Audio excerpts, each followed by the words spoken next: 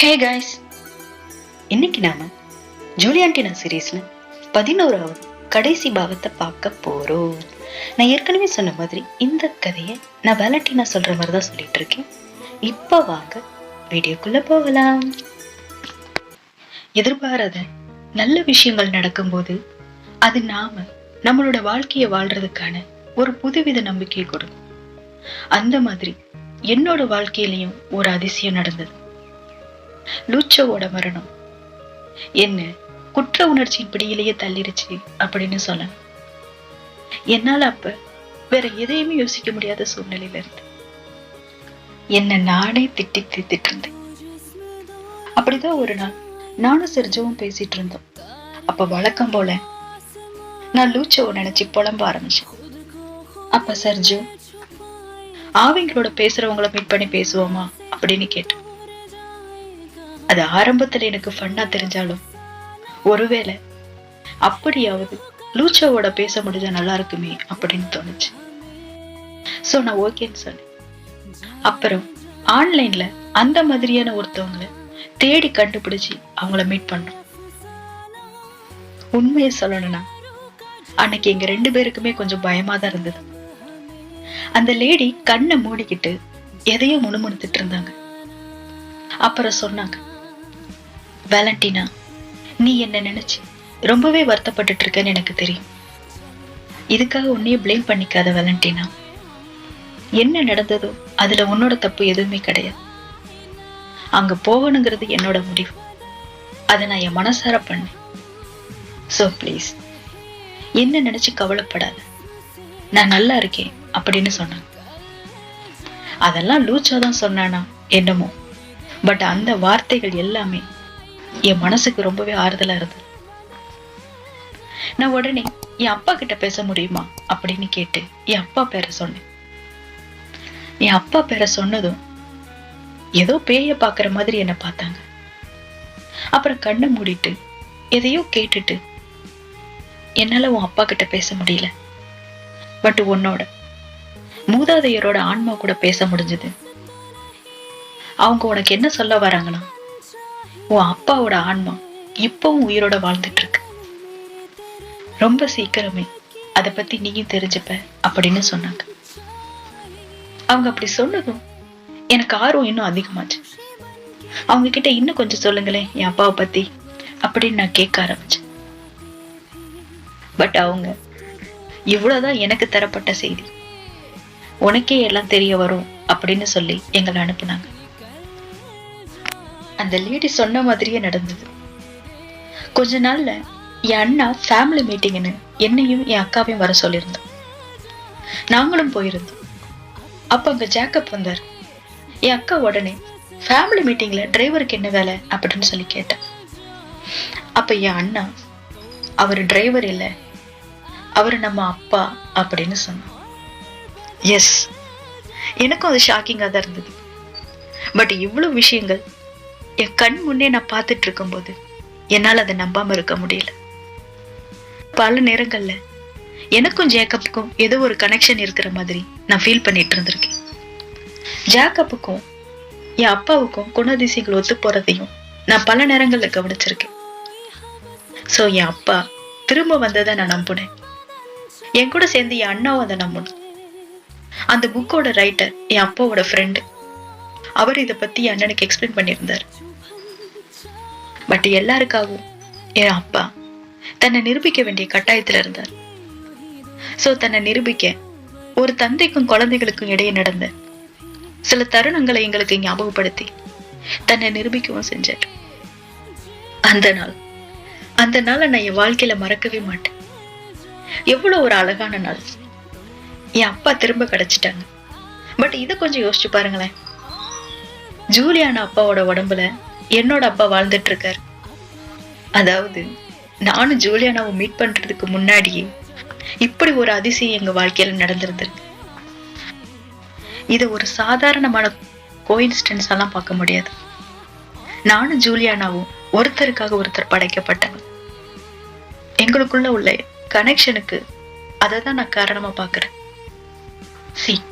Juliana அப்பா எங்கேயோ எப்படியோ இறந்தார். ஏன் அப்பா இங்க. ஜூலியானா இந்த நகரத்தை சேர்ந்தவளே கிடையாது. அவ எங்க வேணா போயிருக்கலாம். பட் அவங்க நான் வாழ்ந்துட்டு இருக்க நகரத்துக்கு வந்தோம். எங்க 2 பேரோட லைஃப் ஸ்டைலுமே ரொம்பவே வித்தியாசமானது. இருந்தாலும் நாங்க மீட் பண்ணோம். முதல் சந்திப்பிலேயே என்னோட முகத்துல அவளால புன்னகை மலர்ந்து. எனக்கு எத்தனை பாய் ஃப்ரெண்ட் இருந்தாலும் என்னோட காதல ஜூல்ஸால மட்டும்தான் அடைய முடிஞ்சது. அவளும் அடல்ட். அவளுக்கு பாய் ஃப்ரெண்ட் இருந்திருக்கலாம், பட் இல்லை. அவளோட காதல என்னால மட்டும்தான் அடைய முடிஞ்சது. எவ்வளவோ பிரச்சனைகளை சந்திச்சிட்டு இருந்தோம். பல முறைகள் பிரிஞ்சிருந்திருக்கும். பட் அவளுக்கான என்னோட காதலும் எனக்கான அவளோட காதலும் கொஞ்சம் கூட குறையவே இல்லை. நாங்க 2 பேருமே ஒருத்தருக்காக ஒருத்தர் பிறந்தவங்க அப்படிங்கிறத அன்னைக்கு நான் ரொம்பவே ஸ்ட்ராங்கா நம்பினேன். என்னோட மனசு ரொம்ப அமைதியா இருந்தது. என்னோட காயம் வலிகள் எல்லாம் பறந்து போன மாதிரி இருந்தது. நான் ஜூலியானாவை தேடி போனேன். பட் அவ அங்க இல்லை. என் வேலைக்கார அக்கா அவங்க கிளம்பிட்டதா சொன்னாங்க. என்கிட்ட சொல்லாமலே கிளம்பிட்டா அப்படின்னு கொஞ்சம் வருத்தமாவும் இருந்தது. அப்புறம் செர்ஜோ ஜூலியானாவுக்கு கால் பண்ணி அவ இதே சிட்டில தான் இருக்கிறத தெரிஞ்சுக்கிட்டான். என்னை அங்க கூட்டிட்டும் போனான். நான் ஜூலியானாவை பார்த்தேன். 2 பேரும் ரொம்ப நாளைக்கு அப்புறம் மீட் பண்ண அந்த தருணம். நாங்க ஃபர்ஸ்ட் டைம் பூல்ல கிஸ் பண்ண போது எப்படி வாயடைச்சு போய் அமைதியா இருந்தோமோ அந்த மாதிரி ஒருத்தர் பார்த்துட்டு மட்டும் இருந்தோம். அப்ப ஜூலியானா இங்க வா அப்படிங்கிற மாதிரி என்ன ஹக் பண்ண. எத்தனையோ முறை நான் அவளை ஹக் பண்ணியிருந்தாலும் பட் அன்னைக்கு அதான் முதல் முறை மாதிரியான ஒரு அருமையான உணர்வு. நான் ஜூல்ஸ் கிட்ட ஏன் என்கிட்ட சொல்லாமலே வந்துட்ட அப்படின்னு கேட்டேன். நீ தனியா இருக்கணும்னு சொன்னல வாலண்டினா, உனக்கு வேண்டிய அந்த ஸ்பேஸை நான் கொடுக்கலான்னு நினைச்சேன் அப்படின்னு சொன்னேன். நான் ஒருத்தி இப்படிதான் அடிக்கடி என்னத்தையாவது சொல்லி தொலைஞ்சிருவேன். அவ சொன்னது உண்மைதான். லூச்சோட இறுதி சடங்கு முடிஞ்ச பிறகு ஜூலியானா என்கிட்ட பேச வந்தான். பட் அப்ப நான் இருந்த மனநிலையில அவகிட்ட அப்படிதான் சொன்னேன். அப்படி சொன்னாலும் நான் அவளை ரொம்பவே மிஸ் பண்ணேன். அவளுக்கு பல முறை கால் பண்றதுக்காக போனை கையில் எடுத்திருக்கேன். பட் என்னோட குற்ற உணர்ச்சி அப்ப அதை என்ன பண்ண விடல. அப்புறம் நானும் ஜூலியானாவும் பேசிட்டு இருந்தோம். என்ன மாதிரியே அவளோட லைஃப்லயும் நிறைய விஷயங்கள் நடந்திருந்தது. முதல் விஷயம் ஜூலியானாவோட அப்பா. என் அப்பா மாதிரியே ஜூலியானாவோட அப்பாவும் உயிரோட இருக்கிறதா சொன்னான்.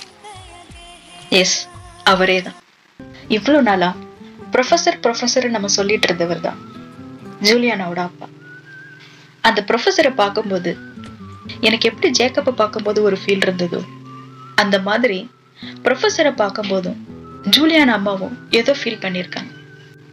எப்ப ஜேக்கப் தன்னோட ஹஸ்பண்ட் உருவத்துல இருந்தாலும் அவரு தன்னோட ஹஸ்பண்ட் இல்ல அப்படிங்கறத ஜூலியானா அம்மா நம்பினாங்களும் அப்ப அவங்களுக்கு அந்த ப்ரொஃபஸர் மேல டவுட் வந்துருக்கு. அவங்களும் அவர்கிட்ட அதை பத்தி கேட்டிருக்காங்க. பட் அப்ப அந்த ப்ரொஃபஸர் அதை ஒத்துக்கல. எப்ப ஜூலியானாவை காப்பாத்தி கூட்டிட்டு போனாரோ அப்ப அவரே தன்னை வெளிப்படுத்தி இருக்கிறார். நான் தான் எல்சினோ ஓ அப்பா அப்படின்னு. 2வது விஷயம், ஜூலியானா அம்மா எங்களையும் எங்க காதலையும் புரிஞ்சுக்கிட்டாங்க. 3வது விஷயம், எங்க காதலை பத்தி எல்சினோவுக்கு தெரிஞ்சதும் ஜூலியானாவை மிரட்டி இருக்கிறார். நீ இந்த காதலை விடலனா அதுக்காக நீ மிகப்பெரிய விலையை கொடுக்க வேண்டியிருக்கும் அப்படின்னு. அப்ப நான் கொஞ்சம் பயந்தேன், ஜூலியானாவுக்கு எதுவும் ஆயிடக்கூடாது அப்படின்னு.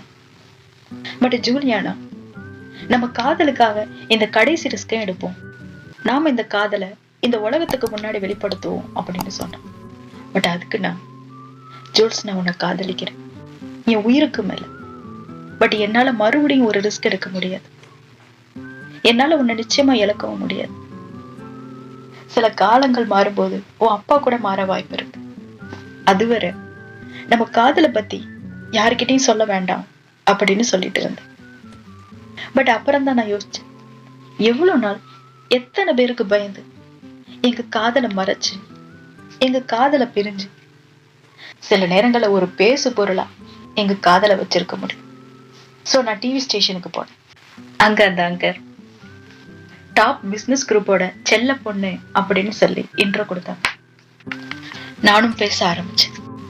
இன்னைக்கு நான் இங்க வந்திருக்கிறதுக்கு காரணம் சொன்னோம்னா ரொம்பவே எளிமையானதுதான். சில மீடியா பீப்புள் அவங்களோட ப்ராஃபிட்டுக்காக என்னோட பர்சனல் லைஃப் பத்தி டிஸ்கஸ் பண்றத நான் தெரிஞ்சுக்கிட்டேன்.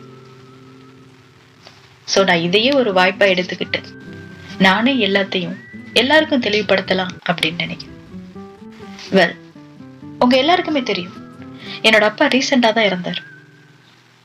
என் அப்பா இறந்த போது என்னோட உலகமே இருண்டு போன மாதிரி நான் இருந்தேன். ரொம்ப சோகமானவளா, எல்லாருக்கும் ஒரு தலைவலியா. பட் இப்ப நான் உங்க முன்னாடி தெளிவாகவும் சரியாகவும் இருக்கிறேன்னா அதுக்கு என்னோட வாழ்க்கையில வந்த அந்த ஒரு அருமையான பர்சன் தான் காரணம். நான் அவளை பார்க்ல தான் மீட் பண்ணேன். அவள்னு சொன்னதும், வேலண்டினா நீங்க ஒரு கேன்னு சொல்ல வரீங்களா அப்படின்னு கேட்டாங்க. நான் சொன்னேன், நேர்மையா சொல்லணும்னா நான் யாரு அப்படிங்கறத எனக்கு பேர் கொடுக்கறது எனக்கு பிடிக்காது. பட் நான் ஒரு பொண்ணை காதலிக்கிறேன், அதான் உண்மை. என்னவளோட பேரு ஜூலியானா. நாங்க 2 பேருமே எவ்வளவோ பிரச்சனைகளை கடந்து வந்திருக்கோம். பட் எப்பவுமே எங்க காதல்ல எந்த மாற்றமும் ஏற்பட்டதில்லை. இப்ப நான் இங்க வந்திருக்கிறதுக்கு கூட என் காதல்ல ஒரு பிரச்சனைங்கிறதுக்காக இல்ல. இந்த சமூகத்தை சேர்ந்தவங்களும் எங்க நண்பர்களும் கூட எங்களை புரிஞ்சிக்காம விமர்சிக்கிறது தான் காரணம்.